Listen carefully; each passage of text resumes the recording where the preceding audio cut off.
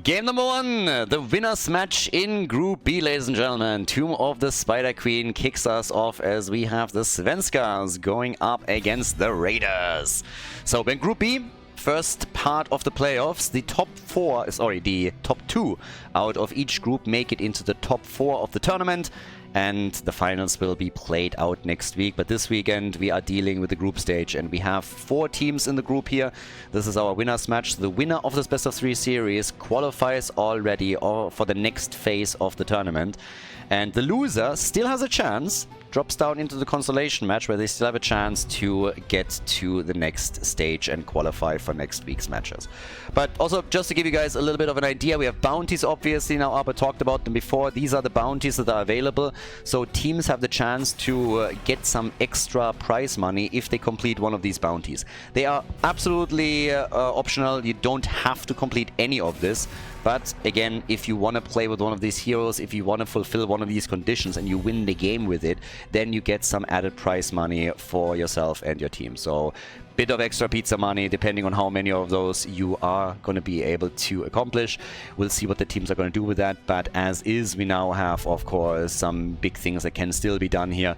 We've already had one completed by the Bathrobe Boys, but most of the teams still a little bit hesitant around it, which is understandable. There's, of course, all actual prize money on the line too, 2,000 in total.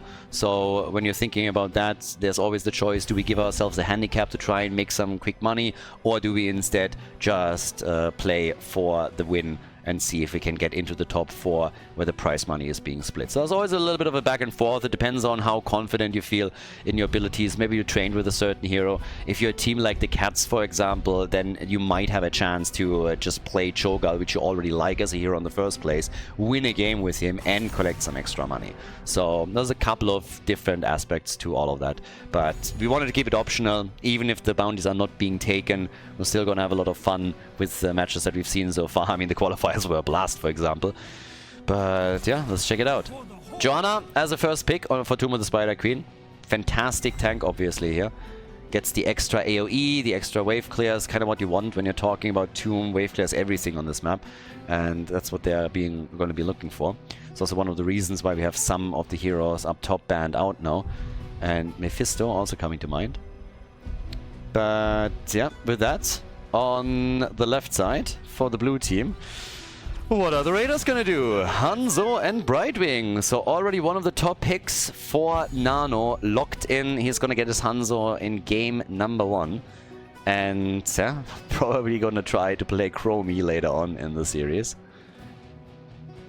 I would have... It's still a shame.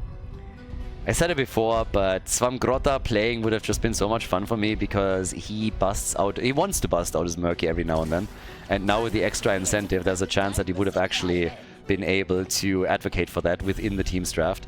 We have Anna for Jean Lassalle and the Junkrat played by Gia. Now there are some subs on each side, specifically when we're talking about the Svenskas. They have one player that previously played also for the Bobby Cottage fan club, Jean Lassalle, and they have Cure, who's playing cross-server now, of course. So he is going to have a bit of a ping disadvantage. What that normally means is that Cure is mostly playing side lane. So he's trying to play heroes most of the time that are little bit more forgiving when you make small mistakes or just are a little bit late because you have that ping discrepancy. We have seen him also with Zeratul on the European server, but again, it gets tricky. Gets really tricky when you have to play one of those heroes that is insanely vulnerable and where you need to have super quick reactions, and you have to play that with high ping. That can become a bit of a problem. Cure is still a champ for playing cross-server in the first place, and I've been highlighting that in the past, and I want to do it again. He loves to sub in for them and has done it multiple times, not only now for the Svenskas, but also in the past for Hazu's team and for others. So yeah, big shout out to him. Definitely super cool. Maiev still got banned, so they don't want to deal with Maiev here either, and Diablo got the boot too, so that's our final ban for game number 1, and we're going to see what the Raiders are now going to pull off. Another quick side note as well, every single hero can only be played once. There are no pre-bans or anything like that, but a hero that has been played before cannot be played again. So you will see every single hero in a series only one time, at a maximum of one time. Leon and Uburak for the blue team. And I have honestly no idea who's going to take this. I've been thinking about this the entire time, and I really don't know. This is it could be a pretty cool series. We had a few 3-mappers already. We had a couple of 2-mapper matches that were absolutely mind-blowing. If you haven't watched the consolation match in Group A yet, I would highly recommend it. Maybe start with the winners match in Group A and then go for the consolation match afterwards. Those two were nuts. They were absolutely bonkers. Now we get the Haga for Cure and we have Max Passion on Thrall, so triple frontline for them. With Ana, Nano boosted Thrall with Crash Lightning? Whew, a man can dream. Probably not. Could go for Eye of Horus too. But the final pick is Chromie. Oh, they go for the double. Hanzo and Chromie. Alright. So, Tomb of the Spider Queen, everybody. Map number 1, the Svenskas against the Raiders. Raiders against Svenskas. Game on, everybody. On the left side, we have Leoric, played by Sven. Nuburak, played by Twice. He's the main tank for the team here.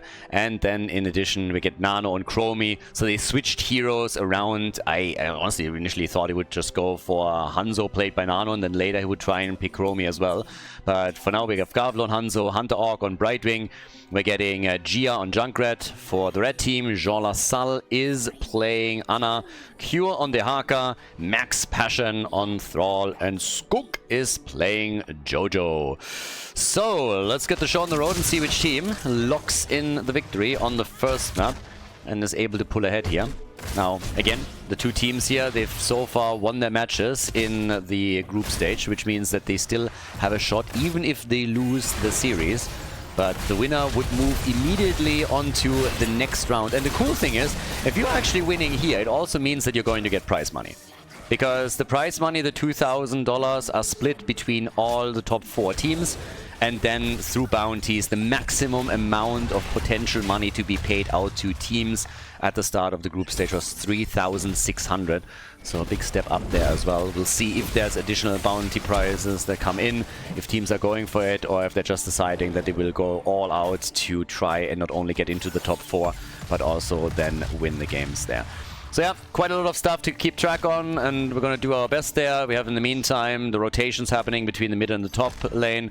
Mostly camps, of course, are now also being taken as the two teams are going for the bruisers. Thrall has additionally also now moved down to the bottom of the map to start to make his own play here, going for those siege giants and help his team to get even more pressure onto the lane. Brightwing with Sven over on the left side, dealing with the bruisers and starting to get those. And yeah, for now, things are actually looking pretty okay. Q at the top has to be a bit careful with Nano being around. There's obviously always the chance that he gets locked down heavily by Twice, so needs to be a bit cautious on this. But then at the same time, with the siege giants now taken, the red team will likely start to take a little bit of a lead on all of this. Yeah, they have a few more additional camps, and depending on how they play it out with them, they should be able to do some work, at least at the bot lane wall. Specifically with Thrall going into Trolling Thunder now. We have level 4 talents kicking in for the two teams. That means in this case, Mana Tide. So cooldown reduction is always kind of nice. And also any kind of mana management that helps you to stay on lane a bit longer is definitely worth it. But yeah, level 4 talents are kicking in. We haven't seen a kill yet. This is going to center a lot around the gems that the teams can get. So yeah, let's see who's going to be able to lock in the first few. We already have 24 delivered, by the way, from the red team. And Thrall gets attacked. 1 stun, 2 stun, slow. Brightwing is in as well. But the save is on the way. So Ana with the pew pew pew getting some hits together here as they're starting to chase Sven down. And thanks to Junkrat, that is first blood. Good stuff. Nicely done. Junkrat is allowing them to get the kill. And now they not only have half of a level lead, they've done damage at the bottom wall, and they got the kill. They have gems turned in, and if they're diligent about it, they could be the first one to get web weavers and try to apply some pressure here. I'm still expecting a spicy series, to be honest with you. Those two, oh, Nano with 15 gems. It's a lot of grenades here. It's way too many grenades. Gia is really putting the hurt on here, isn't he? This could have been a bit of a disaster for Chromie. Just imagine Nano dying there and losing the gems in the situation that he was in. That would have been bad. That would have been pretty bad. I mean, he's fine, so it's all good, but still. It was kind of close. If that mine catapults him towards Junkrat, then all of a sudden it's just lights out. So, with one kill earlier, some gems were lost. We have 43 gems not turned in yet for the blue team, but we definitely have plenty to get the entire turn in for their opponents. So the Svenskas are trying to go now for twice as well. Cure has 11 that he would love to deliver here. And he's been trying to turn them in a few times. Cure hits. Nice. The drag. The stun. They can... Well, maybe they can still kill him. No, Gavlo gets out. But it looked dangerous more than once here. So yeah, they nearly got Gavlo killed. But what about the turn-in? Who can deliver those gems and get the first set of web weavers? Break some walls down, maybe take a fort apart. Jolasar is now moving towards the top. Level 7 is ready for both. Sven again with another drain, but Joe pushes him in again. The drag connects. Where's that wolf when you need it? Thrall in a bit of a pickle himself and also starting to run out of mana, which definitely doesn't help his cause. So, yeah, they're getting another drag down here. And they still haven't been able to turn anything else in. Both teams have now enough gems for a turn in. Previously, it was only one of them. Oh, and they got the Haka. Cure is gone, and so are the gems, and so will be Jean Lassalle.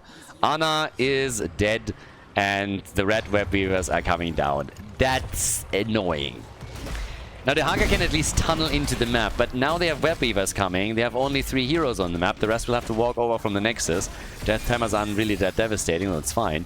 But the initial defense is going to be cool and easy. And problem is also that you lost some gems in the process. So, not the ideal scenario here. They definitely envisioned this to go a little bit differently.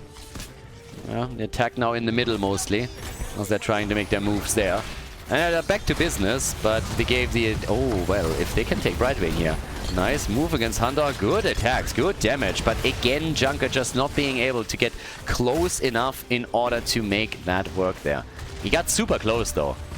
If they continue like this, eventually Junker is going to hit the spot on, is going to be in range to throw it perfectly, and then they're going to get their kills. They went through a few walls at least, so they opened that up, but very little damage on forts. So, while the objective wasn't fully wasted or anything, it did less than they were probably hoping for here. I think this was definitely one of the instances where they were expecting to do a bit more work with this. Nano starting to now turn in as well. Yep, that is the blue team with their first set of web weavers. And both teams are heading into level 10. So, dead even game, still 2 kills to 1. Super even, as everybody is still trying to get a bit of a lead and make sure that they are, you know, gaining some momentum that they can use to take the opponent out. By now we're having, ooh, Meme Strike. Nice. Meme Strike from Hanzo, going full Dragon Strike on us here. Yeah, can play that obviously with Entomb as well. So you can go for an Entomb and then drop Meme Strike on them. If you line that up perfectly, you can do a lot. And in a lot of cases, you don't even have to land the Entomb, you just have to block their path. I mean, imagine a corridor like here. The Entomb goes like this, and then the Meme Strike runs through, and then you just take everything down. And talking about taking things down, Thrall was taken down, and the blue team is already pushing at the top. So not only did they kill the solo defender up here, but then are also starting to take down this wall. And yeah, there is trouble brewing for the Svenskas. We have at least the web weavers in the mid lane defeated, and the Haka is moving to the top, so Leo still has some wiggle room at the bottom. Cocoon is already out. Fort is taking serious damage topside, and at the bottom of the map the web weavers are still in play as well, so that's another one where they could make another big move. But yep, the attacks, they keep coming. Bot side, wall is opened up. Fort can take some damage maybe. Up here 50%. And on the left, there's still Hearthing back. Now, when you look at the gems, you can really see the difference, and that came through the extra kills that the blue team got, because they are basically ready for another turn-in. They're missing 4, whereas there's more than 20 missing for their opponents before they can get another turn-in here. So, yeah, rough times. This is gonna get a bit tricky. At least if the blue team is able to turn these in. I mean, obviously, if they're losing heroes now and gems in the context of that, then it's not gonna happen. But time will tell. I mean, right now we have 3 kills to 1, so it's not like there's one team with a massive lead. There's the Entomb. Gavlo gets stunned out by Thrall and is sundering, so Leo dies. And Leo actually initiated all of this. Blessed Shield missing. Jojo not able to connect that. So while the blue team indeed has lost a hero, they're at least able to walk away from it now. Alright, so turn in attempt, Thrall at the front again. Most of those have been used. Riptire still available. Junkrat could go for it. They're trying for twice. Meme Strike, and yeah, that one's going nowhere. Zero value. I think Gavlo expected them to move back. If they moved back to the choke point here, then it would have hit them hard. That would have been amazing for them.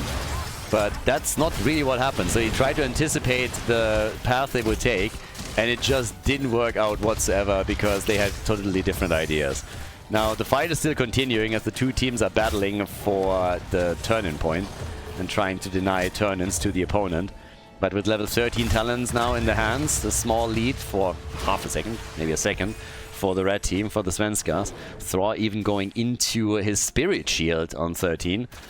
And still no turn-ins happening. Guys, if heroes are dying right now, there's a lot of gems on the ground that could be lost. 21 for Nuburak, and he is able to dive away, gets stunned by Max Passion and his Sundering, but they still were able to get him out of the fight. On the other hand, Max Passion gets trapped and Meme Strike to death. So he's the one. Cure is collecting most of the gems that he was holding. Cocoon in the back against Junkrat. Yeah, can they go for Nuburak here? 22 gems. Oh, the Dragon Chromie! Nano gets saved by Brightwing. Brightwing saving the day, but another drag. Damn. Cure and his tongue. Whew. Spicy plays over here. He hit like 3 in a row or something, and every single one put somebody in trouble. But the blue team with a kill against Thrall.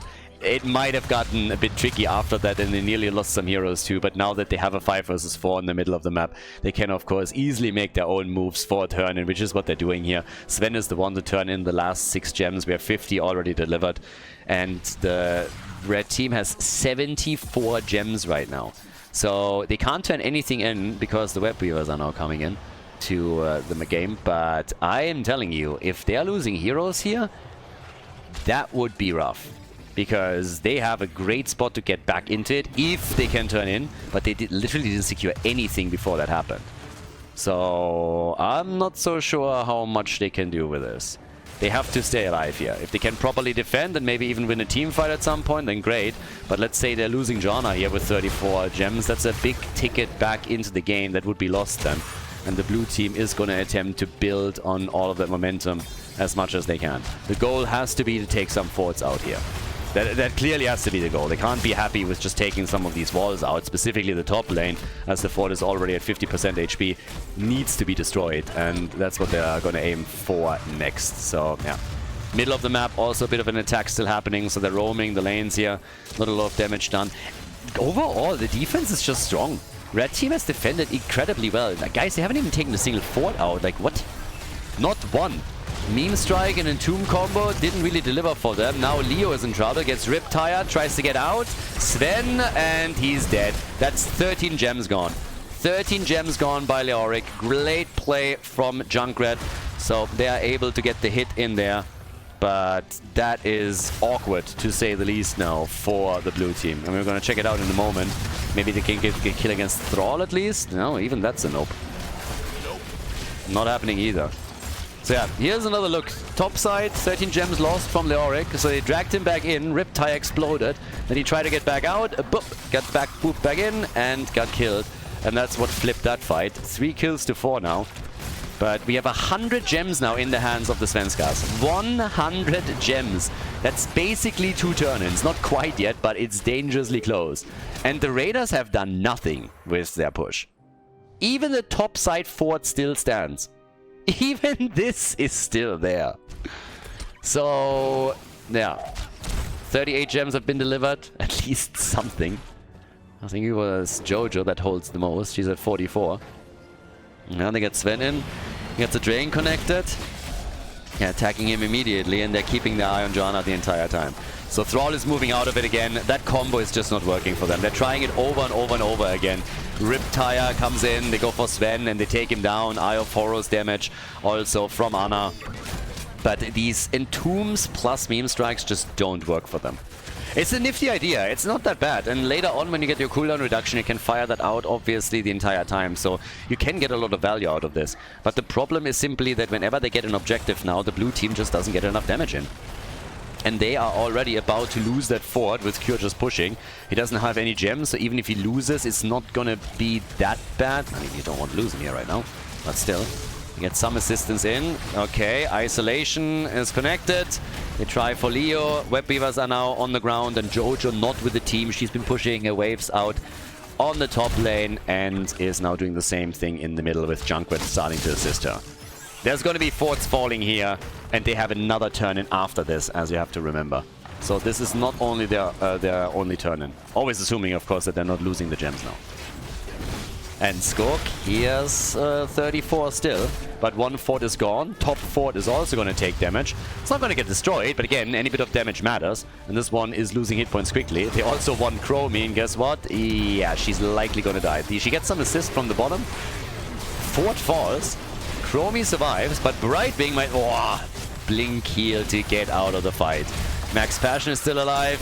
Eye of Horus, and with Jojo falling, that hurts. That's 34 gems that they just lost, and they're losing more. Thrall is dead, Anna is dead, it's a triple kill. They lost way too much just now. This is great news. That keep at the bottom of the map taking mad damage. Somebody has to hearth back, and it's Sven. But that's a lot of gems that were just lost. Fort in the middle is likely going to be destroyed, so they did an enormous amount of damage with this push. They took 2 forts out. They dropped the keep down to less than 50% HP, and the fort in the middle is essentially also gone. This can be killed by Junkrat right now. That's what he's trying to come in for, and they will drop that later. So insane damage with the first one. But they also lost a lot of gems. I think they lost around... What is this? They must have lost around 40 gems, I suppose. Roughly 40 gems, I think.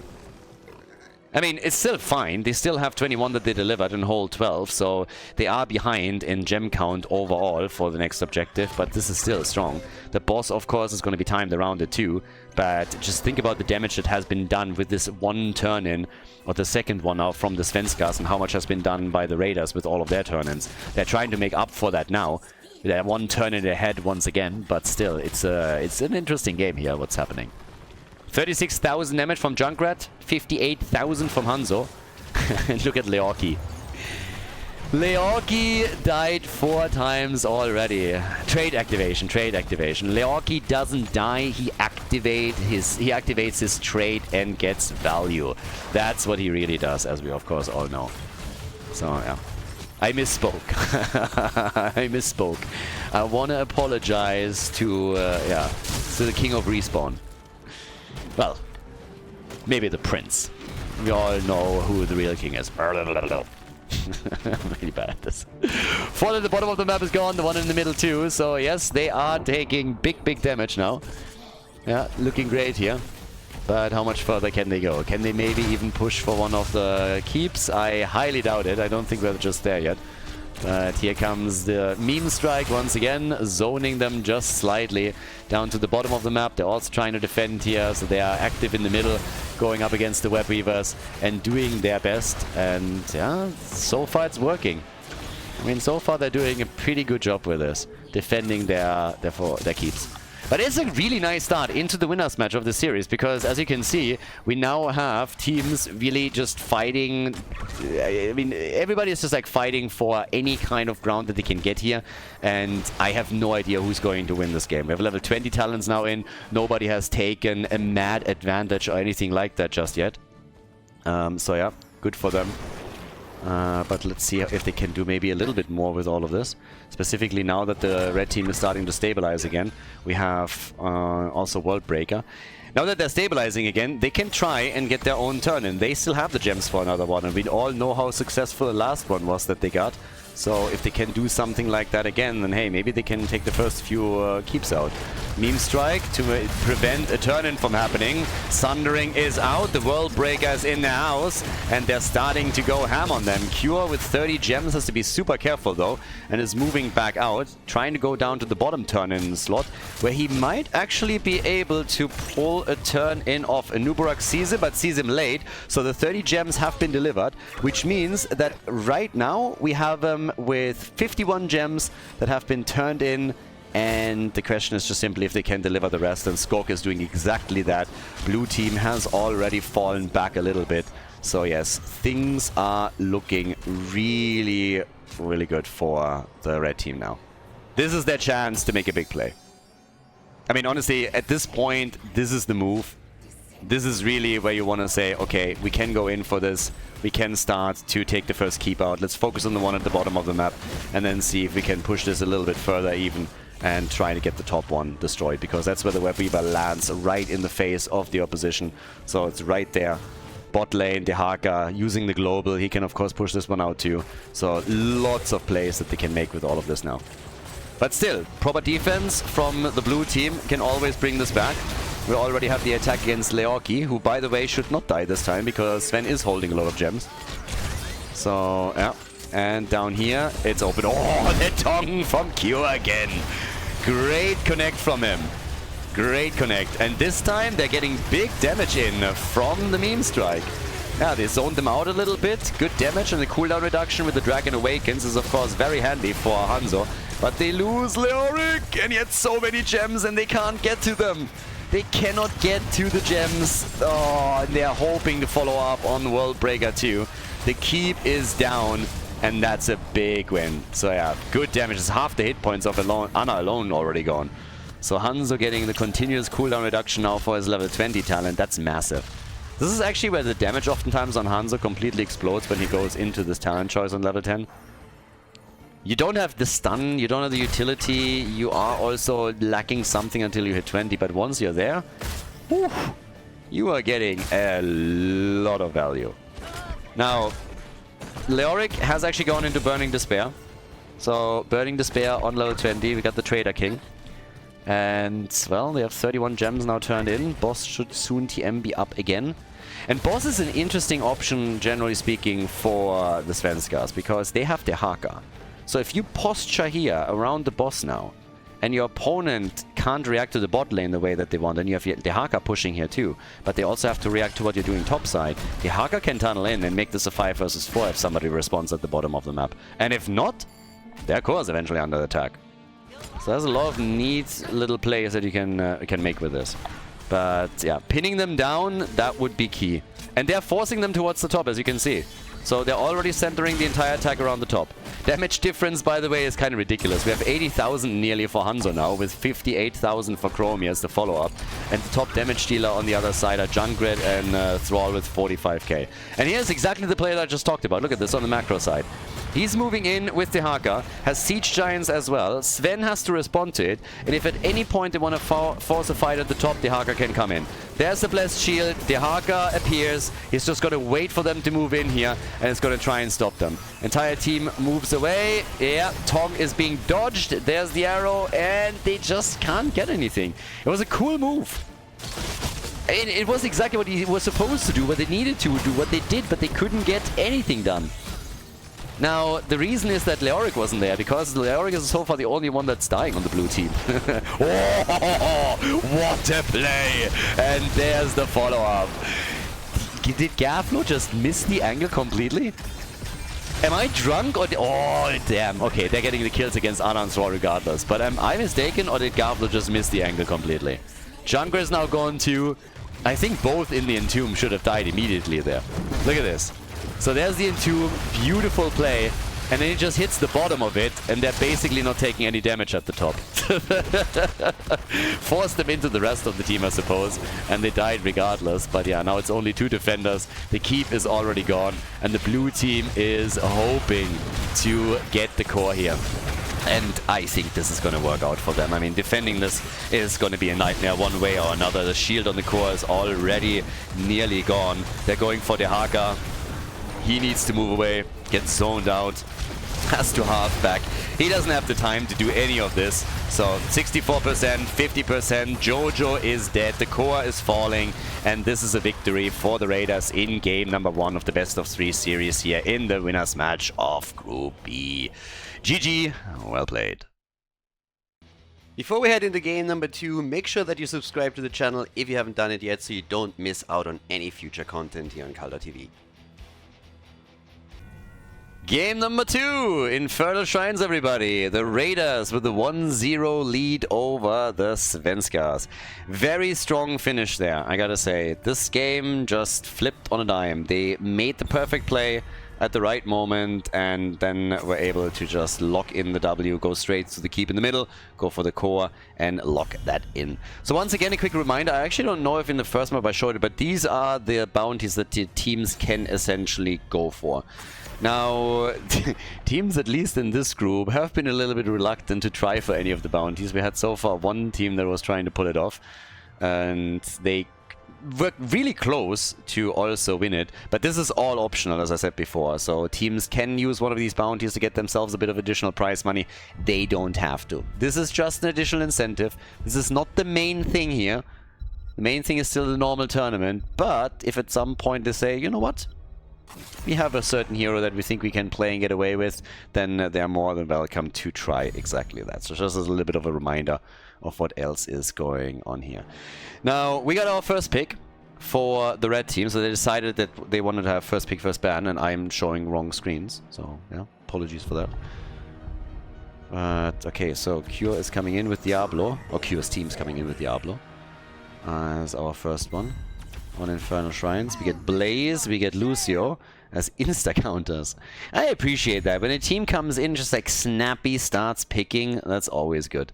So, Blaze, Lucio, no hesitation. It's Infernal Shrines. They know what they want, and they immediately put the pressure again onto the Svenskas and leave them a little bit less time to bounce ideas around. Malthael and Anduin. So, Malthael also for potential shrine control now. And yeah, well, with now another pick coming in, another ban phase coming in, what are you going to get rid of here? What could Cure, for example, play that you try to remove right now? They can also swap the heroes around, of course. That's the next thing. Especially with Cure, you can give him a few options. And he's a very flexible player. I mean, we've seen him in multiple roles now for his teams. He even had to, what was it, the other day in one of the qualifiers he played tank. You could really see he's not a main tank on the competitive level, but he held his own for most of it. But at times you could see the melee assassin coming out for sure and get him in some trouble. So then the support, the healer, needs to really play it on a top level. Genji gets eliminated, so there's no Anduin light bomb engage combo with Genji's swift strike. And our final ban is Sergeant Hammer, something that I assume both of the teams don't really want to deal with. So, for the Raiders in the lead in this series, what does that mean? What can they now do? Twice, Gavlo and Nano are the ones that are still missing. We need a main tank. I doubt that Blaze is going to be the one to play as main tank. Twice is going to lock that in for them. And with Infernal Shrines, also against Malthael. Garrosh, okay. Garrosh and Vala! Neat! So, we get Vala for Gavlon. That immediately begs the question, what are they going to do with Vala here? Arrow build, multi-shot build, auto-attack build. Infernal Shrines is one of the maps where all three of them are actually good. All three of them are fine. You can do Vala multi-shot to really just like carpet every single shrine and get the shrine minions plus damage against the opponent. You can go with the normal auto-attack style if you're adding a second support, for example. Or even sometimes with the triple front line. And arrow build is really good if you can force fights away from shrines. So normally you don't necessarily see it on this map, but we've seen that too. Chris, hello. And they go Medivh. Okay, so Vala's choice is really up in the air on what they're going with this. You could go auto attack with this. Kerrigan and Tychus on the other end. And that leads us into game number 2, everybody. So let's check out which team takes the win on Infernal Shrines. The Raiders against the Svenskas. The 1-0 lead for the blue team. It's match point. Sven on Blaze, Huntdog on Lucio. We get Nano on Medivh. Vala played by Gavlo and twice on Garrosh. Over on the right side of the map, we got the Svenska Pensioners with Cure on Malthael, Max Passion on Tychus, I swapped it around a bit, Skok on Diablo, we get Gia on Kerrigan, and Jean Lassalle is playing Anduin. And Vala goes auto attacks. I mean, she has double support behind her, she has a healer and shield to assist her in these fights. So definitely a lot of tools that she can use in all of those battles. and time will tell how much they can actually do with this. So I'm pretty intrigued. If Khaldor pulls this off properly, then hey, good for the team. If he can or not, very different question, and time will give us an answer. But I love that they are going to try and pull it off here.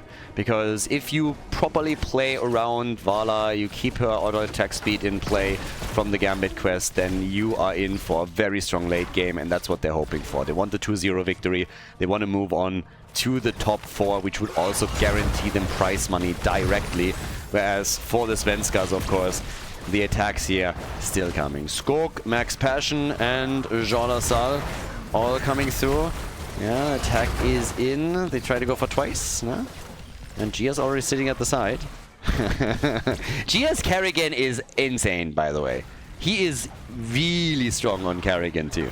When we're talking Carrigan players, there's of course a couple that come to mind immediately, and they overshadow everything else. I mean, we've been talking about Nicolot in the past, and we've been talking about Ultralisk too, but Gia is very, very strong on that hero. And if he is able to get into a good spot with her, he can carry the entire team. So something to watch out for, and a huge threat to the blue team. So they have to be very careful. This could very well go through the third map and go the distance, therefore. Now, does it come to that? We'll find out. Malthael is also going to play a big role once the shrine fights happen, of course. In addition to that, we're keeping an eye on Medivh and his baseline stacks. Vala's currently sitting on 13. And there's the follow-up on twice, and he makes it out of the fight. But you can... This clearly showed how strong Carrigan is in that context. It was insta-damage, just pushed on them. And yeah, Garrosh nearly died. So he barely made it out of the battle, and that could have been the end of him. So good for Garrosh to survive here. Also some assistance from Medivh and from Lucio in the situation. But they have to be mega careful so that they're not losing heroes all over the map as Carrigan starts roaming. Specifically, of course, we were talking Vala, and there's the shield. I mean, they knew that Khaldor was low, so Medivh was just sitting there like, yeah, it's fine. Even if you get caught by it, as long as you don't insta-die, I got the shield ready and we're gonna be fine for you. So Vala's trying to work in some extra stacks. Yeah, dodges out on the stun, but Gia is really going for her. Gia wants that kill. And got close twice now. So, not too bad for him. They're already halving back. Shrine is activating up at the top, and Blaze is already on lane.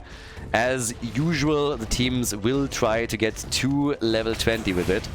Yeah, well, level 20 as well.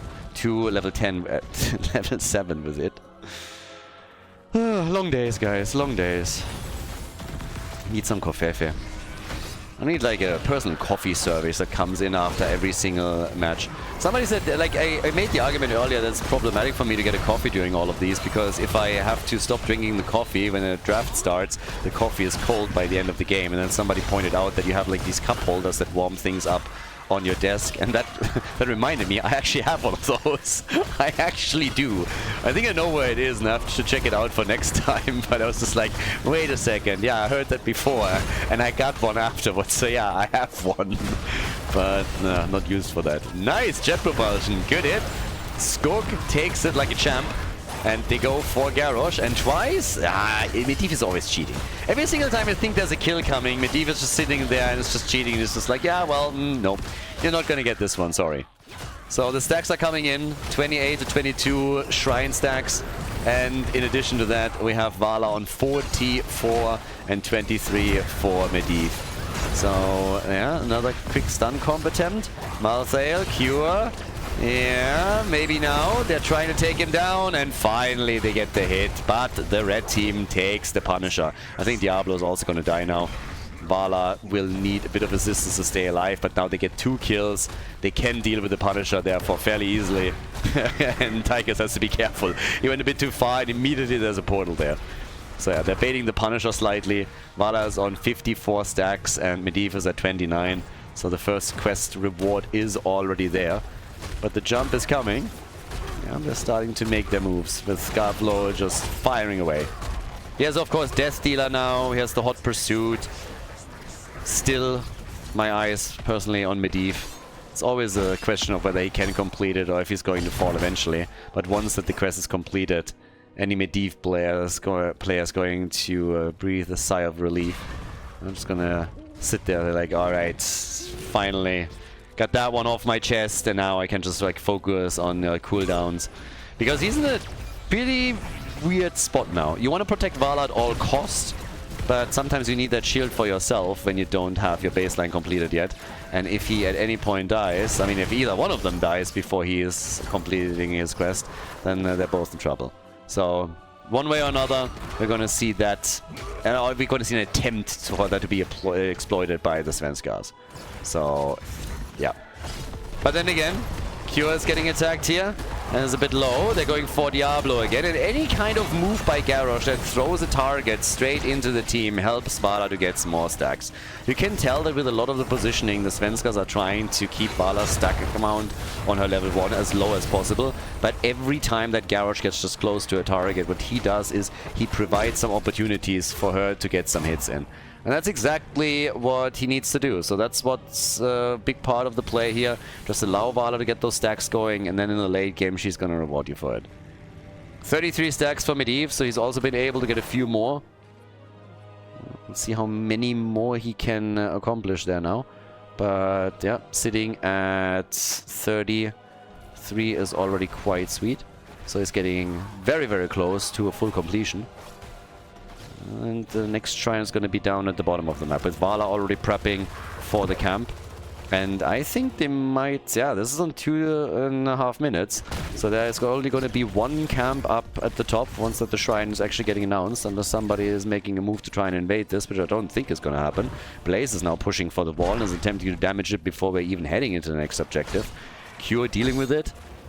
Red team still busy at the bottom of the map, where there's still one camp, one mercenary camp, that could also be attacked now.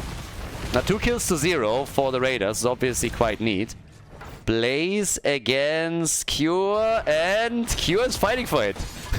Cure has the position there, but he will have to give this up. The objective gets announced, and now Cure is dead. So yeah, he came in and he thought they couldn't rotate quickly. Well, actually he's not dead. What?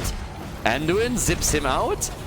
I thought there was more damage coming, but no, my apologies. I thought he was gone for sure. I think Vala wasn't there with them either, so okay. Cure survives, but a bit of a clutch move. Now they are defending at the top, and they really have to. Try and shut this down as quickly as they can. Shrine activating. They take the camp at the same time that it does. Vala is now in 69 stacks. Nice. 35 for Medivh. And they're off to the races. So, blue team taking a bit of a lead on this one. Yep, they are already sitting on double digits in the moment here. There's the 10. Apocalypse at the bunker to counter it. Even the light bomb gets YOLO'd out there right away, with Odin now coming into play too. Garrosh is gone. Medivh completes his quest. So take the good with the bad, I guess. But a 5 versus 4 is definitely not something that they want to play if they can somehow avoid it. So the red team takes over on the shrine. 28, 29, 30 stacks, and that's a second objective for the Svenskas. Yeah, without Garrosh, there's just no way. So they take the second Punisher as well. Blue team is already shifting around on the map again, and it's a bit awkward for them. They're off to a great start there. But they lost Garrosh, and even with the completion on Medivh, not much more that they can do. 10 additional stacks that Vala got during all of this. But the attacks are starting to become a bit more dangerous. With the Punisher at the bottom of the map, it could also spell out the end of the fort here. So they might lose that. Portals are already being set up to not only bait the Punisher around a bit, but also threaten a pull into the back. They can go through the portal and just jump on the backliner. Nice. But yep, the fort is not looking too hot. Especially since there's also a camp at the bottom of the map that is still active. Marset is at the top. Carrigan is in the middle. So the first fort is destroyed. They're still trying to chase them a bit. But it doesn't really change the fact that this was not great for the blue team. They were off to a good start with the 2 kills that they got for themselves, but now not only did the red team get a kill, but they were able to take 2 Punishers in a row, take one of the forts down, and they're going to work on the next one as they're moving towards the top to force the bunker out of Blaze. Jet propulsion here. Oh, ho, ho, ho, baby! Yo, Malthael is gone, and Max Passion is max trapped. Yeah, he's not gonna get out of this. There's no way. Medivh is trying to help them set up a kill against Diablo, and you know what? That might actually work for them. They're trying to chase more. Is that jet propulsion? Does he have the cooldown? Slow is in. Kerrigan. They want her, and they get her. Gia. Maybe can Anduin? No. Kerrigan is gone. Kerrigan is gone, so yep, that's 3 heroes down. Okay, that turned quickly again.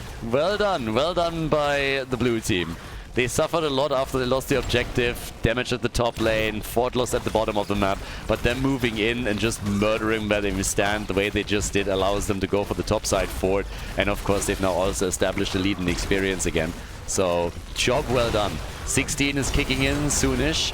Garrosh still with a bit of a move, gets the portal. Fort is gone. They're trying to move them past. There's the light bomb, and Gavlo is still working the auto attacks in, and he's doing a lot of damage, and Cure dies. Cure is gone, and Anduin is not going to make it either. Vala is now on her second quest completion on level 1. The counter play by Kerrigan with a great combo, shut down by a shield. Now they go for Diablo again. They are just feeding too many kills into them now. Way too many. Dibbles is dead. 16 is on the board. This escalated so insanely quickly. It's ridiculous. Vala hasn't died yet. Now they have Manticore. They're breaking through the top wall a little bit. They can rotate over into the middle or maybe even the bottom of the map and get a few more things done here. Already jumping on fort number 2. And so much momentum now for the Raiders.